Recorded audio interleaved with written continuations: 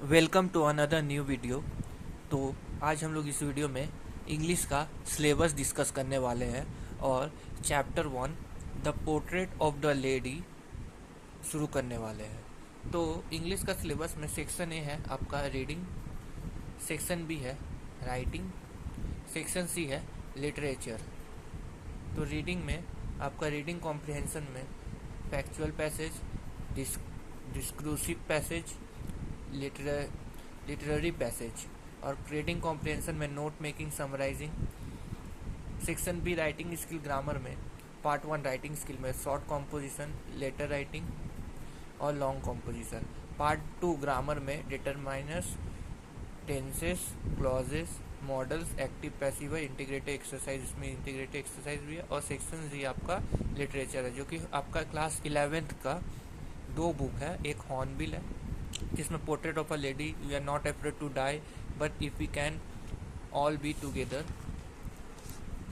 Discovering the saga continuous, landscape of the soul, ailing planet, green movement rule, the browning version, the adventure, silk road, a photograph, a laburnum, poetry में photograph, a laburnum top, the voice of the rain, childhood. Supplementary snapshots आपका दूसरा है जो supplementary reader है, उसमें the summer of the beautiful house, the address, Ranga's marriage, Albert Einstein at school, mother's day, the ghat of the only world, birth, tale, melon city है।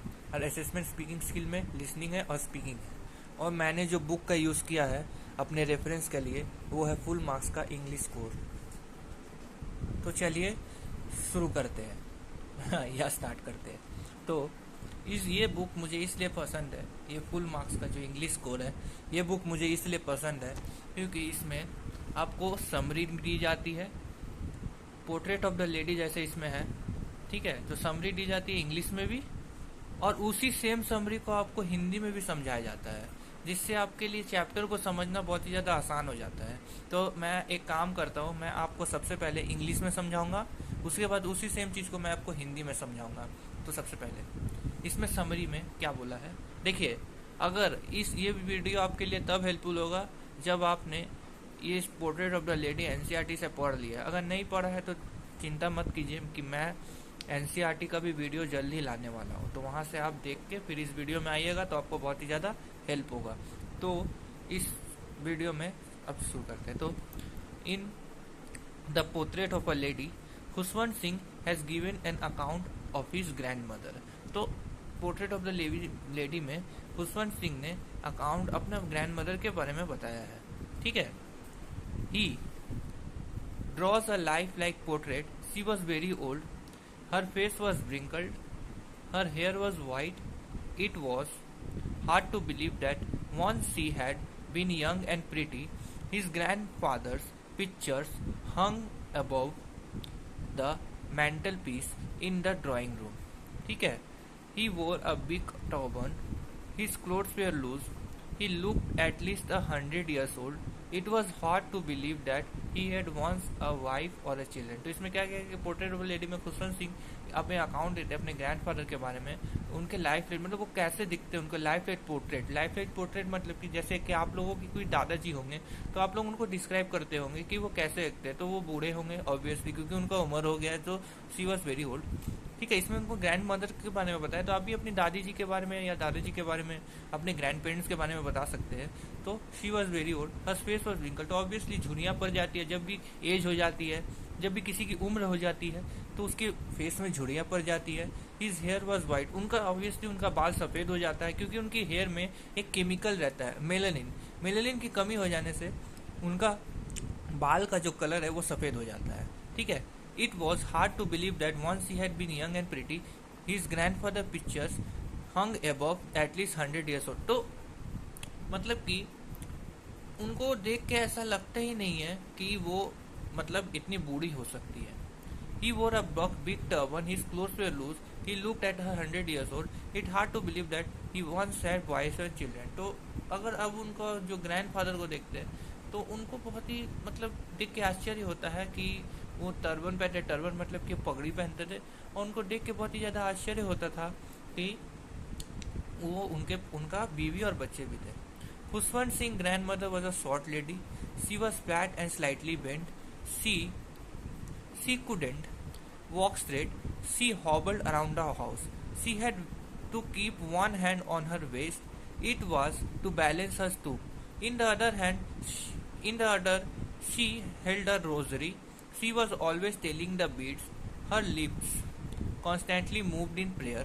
She put on white clothes. Her silver locks scattered over her pale face. ठीक है. तो खुशवंत सिंह की grand mother बहुत ही मतलब short lady, मतलब कि उनका हाइट थोड़ा कम था. ठीक है, शॉर्ट लेडी थी. ठीक है. उसके बाद she was fat and slightly weight, वो थोड़ी मतलब कि उनका वेट थोड़ा ज़्यादा था और मतलब वो थोड़ी झुक भी गई थी. She couldn't balance her stoop. In other she held a rosary, मतलब कि वो मतलब कि हाँ मैं बोला शी कुडेंट वॉक स्ट्रेट, मतलब कि वो ठीक से मतलब सीधा चल भी नहीं पाती थी.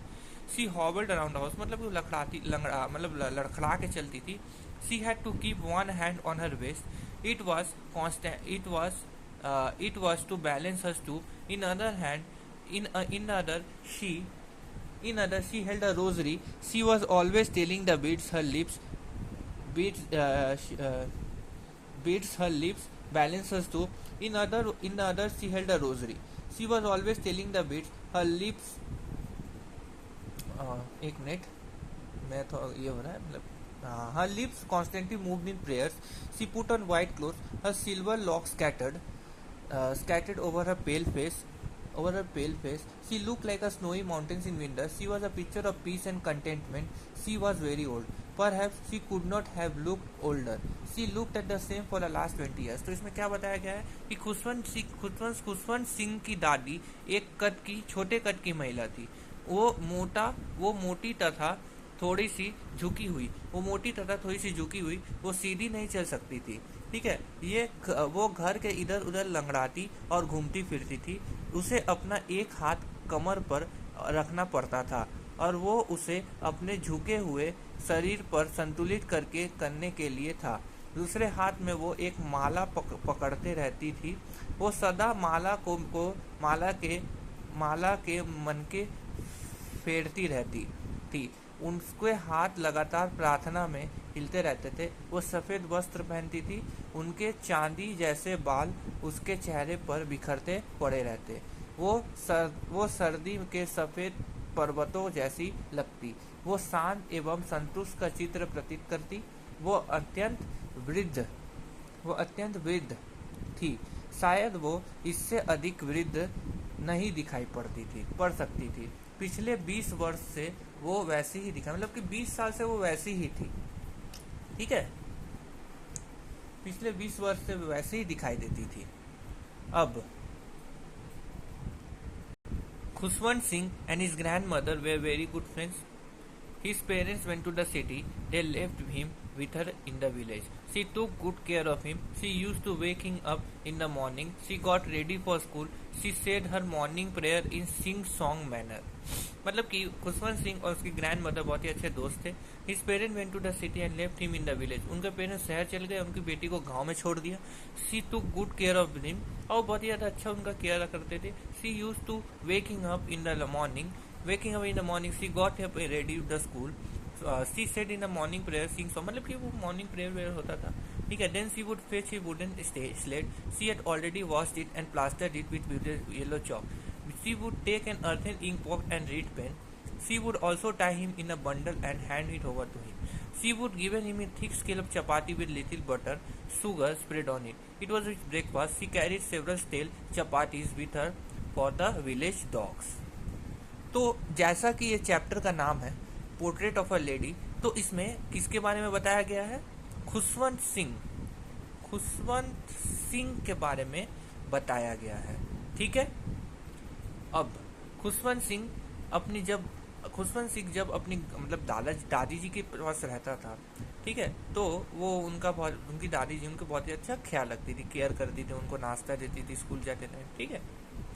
और his grand mother always went school with him, उनके साथ स्कूल भी जाती थी. The school was attach to the temple the priest taught the children the alphabet in the morning prayer. तो जो उनको प्रीस्ट थे, मतलब कि उनका जो स्कूल था वो शायद एक क्रिश्चियन स्कूल था, इसलिए इसमें प्रीस्ट था। ठीक है, प्रीस्ट मतलब कि पंडित उनको चिल्ड्रन को अल्फाबेट और मॉर्निंग प्रेयर कराता था। The children sat in 2 rows। ठीक है, the children sat in 2 rows in the veranda, उनको वेरांडा में बैठाया जाता था। सी वुड सिंग द अल्फाबेट और द प्रेयर इन कोरस, और कोरस में जैसे कि आप लोग के स्कूल में प्रेयर होता है तो कोरस में आप लोगों को प्रेयर बोलना रहता है। The grand mother sat inside the temple, she would read holy books, और जो ग्रैंड मदर है उनकी दादी जी है वो एक मंदिर में जाके बैठ के धार्मिक किताबें पढ़ती थी। ठीक है, see they threw chapatis to them, the dogs would growl and fight with each other. तो वो चपाती जब फेंकते थे तो डॉग्स मतलब भूखे हो जाते थे तो उन एक तरह से फाइट करते थे। The narrator parents sent for them in the city. It was a turning point for their friendship. They shared the same room, but grandmother was no longer went to school with him. The narrator used to go to an English school in a motor. जब उनके parents ने उनको खुशवंत सिंह को शहर भेज दिया तो वो इंग्लिश स्कूल में मोटर बस से जाने लगे, लेकिन उनकी ग्रैंड मदर उनकी साथ नहीं जाती थी। There were no dogs in the street, so grandmother took to feeding the sparrows, मतलब कि स्पैरोस को उनकी ग्रैंड मदर फीड करती थी। अब ऐसे ही समय बीतता गया, years rolled by. They saw less of each other. Sometimes she would ask him what the teacher had taught him. She did not believe that the things they taught at the English school. She was unhappy. She did not like English or science. She felt that there was no teaching about God and the scriptures at school. The narrator one day told her that they were being given music lessons. She was disturbed. She thought music quite indecent. For her, it was good only for prostitutes and beggars. It was not meant for gentle folk. ही समय बीतते गया और उनका एक दूसरे से मुलाकात मतलब कम हो गया, मतलब एक दूसरे को देखना कम हो गया। Sometimes she would ask him the teacher, मतलब आप लोग को पूछते होगा कि आप लोगों को स्कूल में क्या पढ़ाया, तो उनको बिलीव ही नहीं, उनको यकीन ही नहीं हो कि वो इंग्लिश को स्कूल में मतलब पढ़ रहा है, और उसको उनको इंग्लिश और साइंस पसंद नहीं था, और मतलब कि उनको ये पता नहीं चल रहा था कि गॉड के बारे में या उनके स्क्रिप्चर्स के बारे में नहीं पढ़ाया जा रहा है। उनको म्यूजिक लेसन, उनको बोला कि खुशवंत सिंह ने बोला कि मुझे म्यूजिक लेसन दिया जा रहा है, तो उनकी दादी जी भड़क गई, बोले कि म्यूजिक लेसन तो प्रोस्टिट्यूट्स और बेगर्स को दिया जाता है। The narrator went to the university, he was given room of his own. जब नरेटर विश्वविद्यालय गया तो उसको अपना ही कमरा दिया गया। Common link of friendship was broken. The grand mother accepted her loneliness quietly. She was always busy with a spinning wheel and reciting prayers. She rarely talked to anyone. In the afternoon, she relaxed for a while. Then she would feed her sparrows. ठीक है? She sat in the veranda. She broke the bread in little bits, and then she would throw them to the sparrows, 100 sparrows. मतलब कि जब वो विश्वविद्यालय गया, लेखक narrator जब विश्वविद्यालय गया तो वो अपनी दादी जी से पूरा कट ही गया। ठीक है, उनका दादी जी ने भी अपना अकेलापन मतलब कि एक्सेप्ट कर लिया, और वो भी नॉर्मल स्पैरोस को दाना चुनने दे।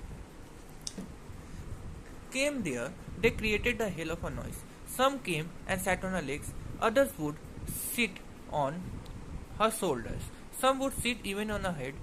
She smiled but never frightened them away. Feeding the sparrow was the happiest half-hour day for her. The narrator decided to go abroad for higher studies. He was to remain away for 5 years. The grandmother was very old. She could die any moment. The narrator was worried, but the grandmother was not upset. She showed no emotion. She came to the railway station to see him off. Her lips moved in prayer. Her minds were lost in prayer. Her fingers were busy telling the beads of her rosary. She kissed his forehead silently. The narrator thought it was last sign of the physical contact between them. मतलब कि बहुत ज़्यादा बूढ़ी हो गई, और जब narrator मतलब कि आगे की पढ़ाई के लिए कहीं और जा रहा था तो उनकी दादी उनके साथ है, मतलब कि मतलब पूरा प्रेयर में उनका लास्ट ही समय चल रहा था। उनको नरेटर को लग रहा था कि वो अपनी दादी से नहीं मिल पाएगा। ठीक है, the narrator return home after 5 years. 5 साल बाद वो घर आया। His grand mother met him at the station. She did not look a day older. She did not speak anything. She held him in his arms. She went on reciting her prayers. In the afternoon, she fed the sparrows as usual. In the evening, change came over her. She didn't pray. She collected the women of the neighborhood. She got an old drum. She continued thumping the old drum for several hours. She started singing. She sang of the homecoming of warriors. They had to persuade her to stop. She might overtrain herself. It was for the first time that she had forgotten to pray. मतलब कि एक दिन उन्होंने prayer नहीं किया और वो एक ड्रम ले आई और एक मतलब गाना गाने लगी, एक वॉरियर्स के बारे में, योद्धाओं के बारे में गाना गाने लगी। और मतलब कि उनको प्रेयर करना भूल गया। The next morning she fell ill, she had a mild fever, she told that his was and that her end was near. She realized that she had forgotten to pray. She didn't want to talk. It would be the waste of time. She ignored their request. She lay peacefully in her bed. She was praying and telling beads. Then her lips stopped moving. The rosary fell down from the lifeless finger. Her face looked pale but peaceful. She was dead. She lied on the ground. She was covered in red shawl, arrangement for a funeral Birmingham. मतलब उनका अंतिम समय आ गया, वो भी दुनिया से चली गई. It was evening. The sun was setting. They brought a wooden stretcher. They stopped halfway in the courtyard. Thousands of sparrows sat near her dead body. They did not chirp. Everyone felt sorry for the birds. The narrator mother brought some bread. She broke it into little crumbs. She threw these crumbs to the sparrows. The birds took no notice of them. Then they carried her, the dead body, outside. The sparrows flew away quietly. The crumbs of bread still remained lying there in the courtyard. Eventually, the sparrows had come to mourn the death of the grandmother. Last में जो sparrows उनको जो sparrows को feed करती थी, उनको वो भी आए और मतलब ग्रैंड मदर की डेथ से बहुत ही ज़्यादा वो दुखी हुए और वो भी उनके मतलब अंतिम समय में आए और ग्रैंड मदर को दिखाया. ठीक है. तो इसमें एक लेडी के बारे में बताया कि ग्रैंड मदर उनका टाइम कैसे बीतता था. वो अपने खाली टाइम में स्पैरोस को मतलब कि पहले के कुत्तों को रोटी देती थी, फिर जब वो शहर गई तो फिर स्पैरोस को वो बीट्स देने लगी, मतलब कि ब्रेड के छोटे छोटे टुकड़े देने लगी. लेकिन आस्ते आस्ते उनका अंतिम समय आता गया. जब उनका अंतिम समय आया जो स्पैरोस को वो छोटे छोटे बीट्स देती थी वही स्पैरोस उनके आए अंतिम समय में. और मतलब कि इंसान पे ऐसा इमोशन हो सकता है, लेकिन जानवर में भी इससे ज़्यादा इमोशन है. वो अगर आप किसी जानवर को, जैसे कि आप किसी को पालते हैं, इसमें इस स्टोरी में यही मतलब आपको मेन मतलब कि आपको यही मॉरल दिया गया है इस स्टोरी का कि अगर आप किसी भी पेट को पालते हैं और उसको बहुत ही ज़्यादा केयर करते हैं, बहुत ही ज़्यादा प्यार करते हैं, तो वो आपसे इमोशनली एक तरह से अटैच हो जाता है. जितना आप उसे प्यार करेंगे उतना ही वो भी आपको प्यार करेगा. जैसे आप कोई डॉग पालते हैं तो आप डॉग को जितना केयर देंगे, मतलब कि डॉग को आप जितना उसको अच्छा से रखेंगे, उतना ही वो आपको मालिक समझेगा, वो आपको अच्छा से करेगा. वैसे आप किसी भी जानवर को आप पालते हैं, जैसे बिल्ली हो गया, तो वो आपको अच्छे से ट्रीट करेगा. अगर आप उसको अच्छे से ट्रीट करते हैं तो वो भी आपको अच्छे से ट्रीट करेगा, वो भी आपको उतना ही रिस्पेक्ट देगा जितना आप उसको देते हैं.